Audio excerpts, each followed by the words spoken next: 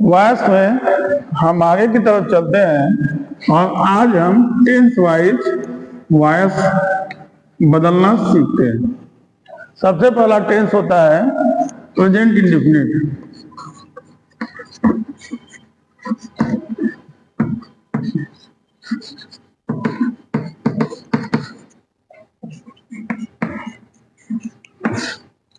Present indefinite तो हमने structure के बारे में फर्स्ट क्लास में हमने बात किया हुआ था कि अगर आप स्ट्रक्चर जानते हैं तो देखिए क्या क्या चीजें बदलती हैं। जैसे अगर प्रेजेंट इंडेफिनिट टेंस का हम स्ट्रक्चर की बात करें तो जैसे सेंटेंस अफर्मेटिव होता है तो हम सबसे पहले सब्जेक्ट लिखते हैं। अगर सब्जेक्ट सिंगुलर है तो वर्ब का पांचवा फॉर्म, सब्जेक्ट अगर प्लूरल है वर्ब का पहला फॉर्म। इसी वर्ब से सटा हुआ हमेशा ऑब्जेक्ट होता है। और भी जो चीजें आती हैं उसे हम अदर वर्ड या कॉम्प्लीमेंट में कहते हैं। ठीक, अब देखिए इसका जब हमको पैसिव बदलना होगा तो हम सबसे पहला काम करेंगे इस ऑब्जेक्ट को लाके सब्जेक्ट बना देंगे। प्रेजेंट इंडेफिनिट टेंस की पैसिव की सहायक क्रिया होती है is M R.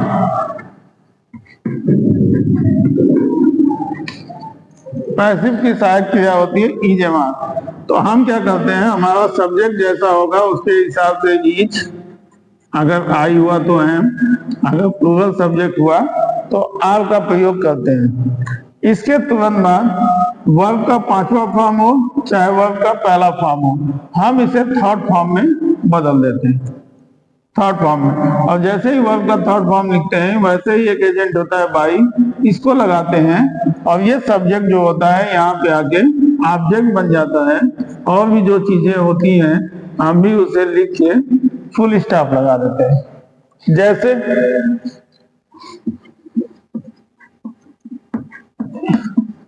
He writes a letter.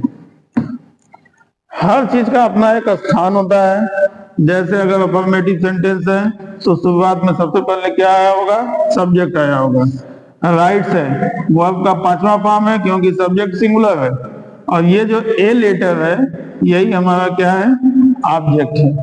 अब हमको पैसिव बनाते समय करना क्या है, इस ऑब्जेक्ट को उठा के सब्जेक्ट बना देना है।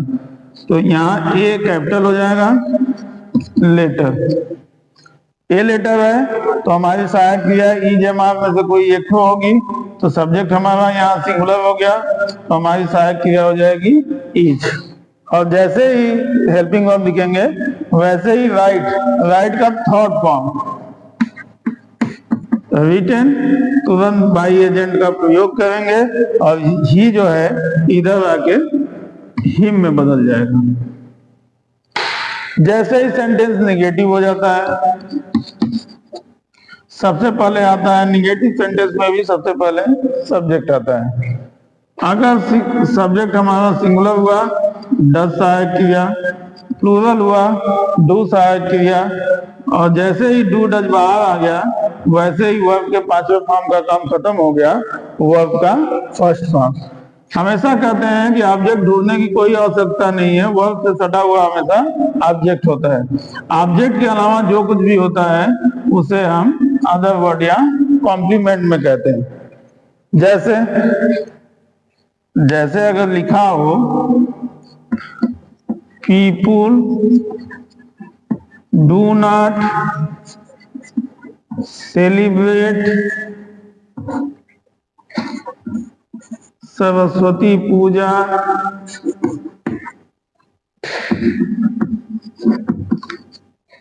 ऑन 20 दिसंबर।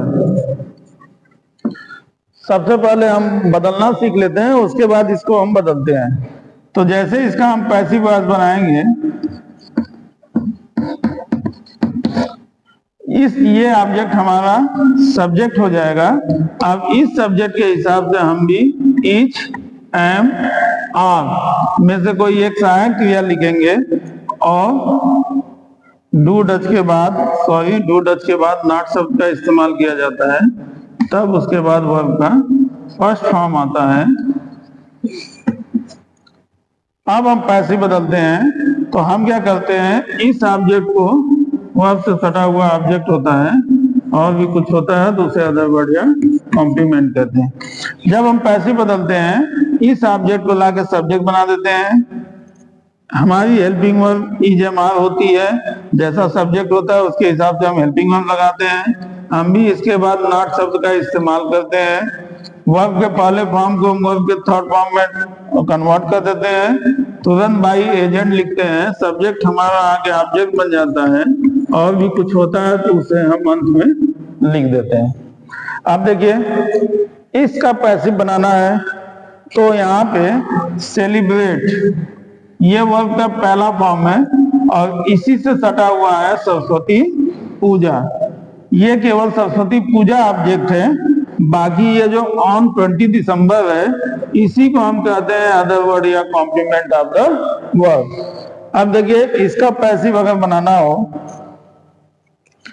तो ये सरस्वती पूजा ऑब्जेक्ट को ला के पहले लिखेंगे सरस्वती पूजा। एक होता है सरस्वती पूजा, इसलिए हेल्पिंग वर्ब ईच। हम भी क्या लगा देते हैं, ईच के बाद नॉट लगा देते हैं। सेलिब्रेट का थर्ड फॉर्म सेलिब्रेटेड, और पीपुल को हम उधर नहीं ले जाते हैं क्योंकि हमने पहले ही बता दिया है कि अगर सब्जेक्ट के स्थान पे पीपुल आएगा तो हम उसे ऑब्जेक्ट के स्थान पे नहीं लिखेंगे। इज नॉट सेलिब्रेटेड बचा on 20th December. On 20th दिसंबर हम भी अंत में लिख के फुल स्टॉप लगा देते हैं। अब आते हैं सेंटेंस हमारा, जैसे ही इंट्रोगेटिव हो गया।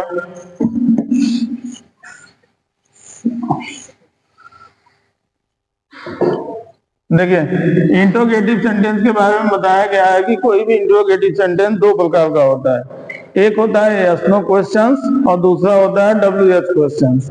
यस नो क्वेश्चंस कौन सा होता है, वह सेंटेंस जो हेल्पिंग वर्ब से चालू होता है, वह वाक्य जो सहायक क्रिया से चालू होगा उसी को हम यस नो क्वेश्चंस वाला सेंटेंस कहते हैं। अब ऐसा सेंटेंस हुआ अगर इंट्रोगेटिव में तो सबसे पहले आएगा हेल्पिंग वर्ब। हेल्पिंग वर्ब से सटा हुआ सब्जेक्ट होता है। हेल्पिंग वर्ब आ गया तो वर्ब का जो भी फॉर्म मेन वर्ब, इसी से सटा हुआ तुरंत ऑब्जेक्ट होगा। और भी कुछ होगा तो वो होगा अदर वर्ड या कॉम्प्लीमेंट क्वेश्चन मार्क। और जब प्रेजेंट इंडेफिनिट की बात करेंगे तो हेल्पिंग वर्ब के स्थान पे हमारी सहायक क्रिया चाहे डू होगी चाहे डज होगी। इसके तुरंत बाद सब्जेक्ट होगा, वर्ब का फर्स्ट फॉर्म होगा और यहीं पे ऑब्जेक्ट होगा। इसके अलावा जो कुछ भी होगा हम भी लिख के कौन सा निशान दे देंगे, क्वेश्चन मार्क। जब इसका पैसिव बदलेंगे तो हमारी सहायक क्रिया यहाँ डू डज है। जब हम पैसिव बनाएंगे तो हमारी सहायक क्रिया हो जाएगी EJMR। और EJMR हम किसके हिसाब से लगाएंगे, ऑब्जेक्ट के हिसाब से लगाएंगे, क्योंकि उसी ऑब्जेक्ट को हमको क्या बनाना है, सब्जेक्ट बनाना है। उस ऑब्जेक्ट को लाके क्या बना देंगे, सब्जेक्ट बना देंगे। वर्ब का पहला फॉर्म किसमें बदल जाएगा, थर्ड फॉर्म में बाई लिखेंगे। सब्जेक्ट हमारा आगे ऑब्जेक्ट बन जाएगा। इसके अलावा भी कुछ होगा तो हम भी उसे लिख के कौन सा निशान दे देंगे, क्वेश्चन मार्क दे देंगे। दूसरा टाइप का जो होता है जो WH क्वेश्चन जिसे कहा जाता है, WH क्वेश्चन वह सेंटेंस होता है जो WH वर्ड्स में जितने भी प्रश्न पूछे जाने वाले वर्ड्स हैं उनकी शुरुआत ज्यादातर WH से होती है, इसलिए इसे WH क्वेश्चंस कहा जाता है। जब हम एक्टिव वॉइस की बात करते हैं तो इसका स्ट्रक्चर होता है, सबसे पहले क्वेश्चन वर्ड, इससे सटा हुआ हेल्पिंग वर्ब, इससे सटा हुआ सब्जेक्ट, मेन वर्ब से सटा हुआ ऑब्जेक्ट, और भी कुछ होता है उसे अदर वर्ड या कॉम्प्लीमेंट क्वेश्चन मार्क। जब टेंस की बात करते हैं प्रेजेंट इंडेफिनिट टेंस में तो क्वेश्चन वर्ड की जगह कोई क्वेश्चन वर्ड हो सकता है। हेल्पिंग वर्ब के स्थान पे या तो डू होगा या तो डज होगा और इसी से सटा हुआ सब्जेक्ट होगा और मेन वर्ब का यहाँ फर्स्ट फॉर्म होगा। इसी मेन वर्ब के फर्स्ट फॉर्म से सटा हुआ ऑब्जेक्ट होगा और भी कुछ होगा तो उसे अदर वर्ड या कॉम्प्लीमेंट लिख के क्वेश्चन मार्क लगाना। अब हम इसका पैसिव बनाएंगे। जिस क्वेश्चन वर्ड से चालू है हम भी उसी क्वेश्चन वर्ड से चालू करेंगे। इसके तुरंत बाद हम देखेंगे कि ऑब्जेक्ट हमारा क्या है। ऑब्जेक्ट के हिसाब से हम इज एमआर में से कोई एक सहायक लगा देंगे, ऑब्जेक्ट को लाकर सब्जेक्ट बना देंगे, वर्ब के फर्स्ट फॉर्म को थर्ड फॉर्म में बदल देंगे, तुरंत बाई लिखेंगे, सब्जेक्ट को लाके ऑब्जेक्ट बना देंगे, और भी कुछ होगा अदर वर्ड या कॉम्प्लीमेंट तो उसे लिख के हम भी कौन सा निशान दे देंगे, क्वेश्चन मार्क दे देंगे। इसका एक लास्ट वाला देख लीजिए, इंट्रोगेटिव प्लस नेगेटिव। तो हमने उस दिन भी बताया था, इसके पहले वाले क्लास में भी, कि अगर इंट्रोगेटिव प्लस नेगेटिव हुआ, क्वेश्चन वर्ड से चालू होगा, इसके तुरंत बाद सब्जेक्ट होगा, सब्जेक्ट के बाद नॉट लगा होगा, मेन वर्ब होगा, मेन वर्ब से सटा हुआ ऑब्जेक्ट होगा, और भी कुछ होगा तो उसे अदर वर्ड या कॉम्प्लीमेंट में लिख के क्वेश्चन मार्क दे देंगे। अब इस टेंस में, प्रेजेंट इंडेफिनिट टेंस में, मान लीजिए कोई क्वेश्चन वर्ड है, इसके तुरंत बाद नेगेटिव की बात करते हैं, तो ये वाला सेंटेंस किसी क्वेश्चन वर्ड से चालू होगा, इसके तुरंत बाद हेल्पिंग वर्ब होगा, हेल्पिंग वर्ब से सटा हुआ सब्जेक्ट होगा, सब्जेक्ट के बाद नॉट लगा होगा, इससे सटा हुआ मेन वर्ब, मेन वर्ब से सटा हुआ ऑब्जेक्ट होगा, और भी कुछ होगा तो उसे अदर वर्ड या कॉम्प्लीमेंट कहेंगे, अंत में क्वेश्चन मार्क दे देंगे। अब इस टर्म में, इस टेंस के टर्म्स में हम जानते हैं कि कोई क्वेश्चन वर्ड होगा, डू या डज में से कोई एक सहायक क्रिया होगी, ये डू या डज ये आगे जो सब्जेक्ट है इसके हिसाब से लगा होगा, इसी के बाद नॉट आएगा, वर्ब का फर्स्ट फॉर्म होगा, वर्ब से सटा हुआ ऑब्जेक्ट होगा, और भी कुछ होगा तो उसे अदर वर्ड या कॉम्प्लीमेंट लिख के क्वेश्चन मार्क दे देंगे। अब देखिए, इसका पैसिव जब बनाते हैं तो जिस क्वेश्चन वर्ड से चालू है हम भी उसी क्वेश्चन वर्ड से चालू कर देंगे। अब हम ऑब्जेक्ट देखेंगे, ऑब्जेक्ट के हिसाब से हमारी सहायक क्रिया चाहे इज होगी, चाहे एम होगी, चाहे आर होगी। इस ऑब्जेक्ट को लाके हम सब्जेक्ट बना देंगे, और हम भी सब्जेक्ट के तुरंत बाद नॉट का प्रयोग करेंगे, और वर्ब का पहला फॉर्म थर्ड फॉर्म में बदल जाएगा, बाई लिखेंगे, सब्जेक्ट हमारा आगे ऑब्जेक्ट बन जाएगा, और भी कुछ होगा तो अदर वर्ड या कॉम्प्लीमेंट लिख के हम भी कौन सा निशान दे देंगे, क्वेश्चन मार्क दे देंगे। आइए एक एग्जांपल देखते हैं इंट्रोगेटिव और इंट्रोगेटिव प्लस नेगेटिव का।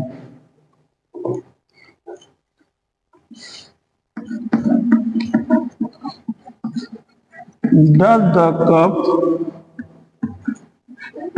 contain tea?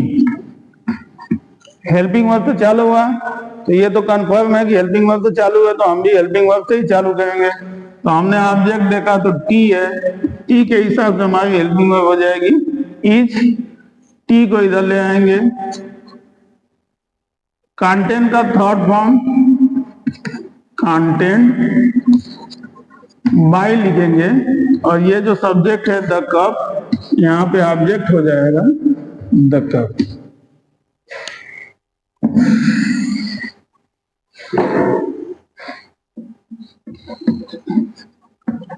Does she not insult you? देखिए नॉट आ गया, तो नॉट आ गया तो हमने देखा यहाँ हेल्पिंग वर्ब तो चालू है, तो हमने भी ऑब्जेक्ट देखा यू, यू के हिसाब से हमारी पैसिव की सहायक क्या हो जाएगी आप। अब यू को हम इधर ले आए, हम भी नॉट लिख दिए, इंसल्ट का थर्ड फॉर्म इंसल्टेड, तुरंत बाई लिखेंगे, और सी इधर आएगा तो हर हो जाएगा।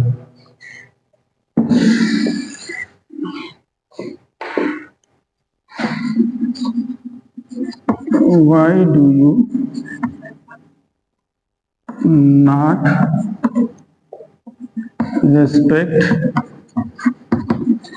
your teachers? देखिए क्वेश्चन वर्ड से चालू हो गया, क्वेश्चन वर्ड है वाई, हम भी किससे चालू करेंगे, वाई से चालू करेंगे। अब हम ऑब्जेक्ट देखेंगे योर टीचर्स, इसके हिसाब से हमारी सहायक क्रिया हो जाएगी आप, योर टीचर्स को इधर ले आएंगे, उसमें कोई बदलाव नहीं होगा, योर टीचर्स लिखने के बाद नॉट आया हुआ है तो हम भी यहाँ क्या लगा देंगे नॉट। रेस्पेक्ट का थर्ड फॉर्म रेस्पेक्टेड, तो बाद बाई लिखेंगे, यू का ऑब्जेक्ट के स्थान पे भी यू होता है और क्वेश्चन मार्क लगा देंगे।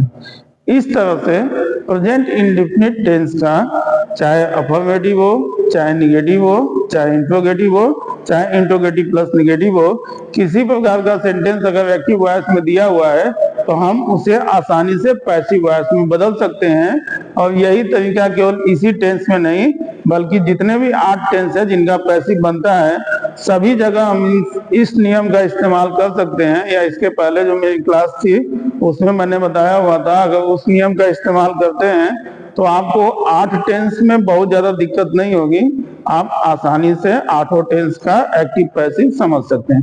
केवल बदलता क्या है, केवल हेल्पिंग वर्ब बदलती है, बाकी जितनी भी चीजें हैं उसी तरह से रहती हैं।